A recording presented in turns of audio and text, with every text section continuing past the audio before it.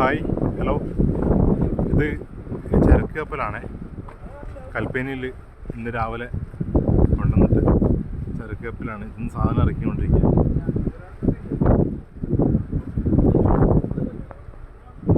ഇതിലാണ് നമ്മളെ കൊച്ചിയിൽ നിന്ന് കൽപ്പേനിലേക്ക് സാധനം വരുന്നത്.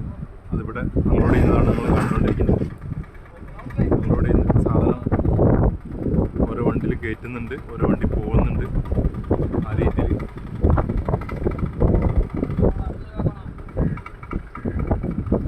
ഇങ്ങനെയുള്ള ഷിപ്പുകളിലാണ് കൊച്ചിയിൽ നിന്ന് സാധനം വരിക. ഇവിടേക്കുള്ള അരി, പിന്നെ ഇലക്ട്രോണിക് സാധനങ്ങൾ, പച്ചക്കറികൾ, എല്ലാ സാധനവും ഈ രീതിയിലുള്ള ഷിപ്പുകളിലാണ് വരിക. ചരക്ക് ഷിപ്പിലാണ് വരിക.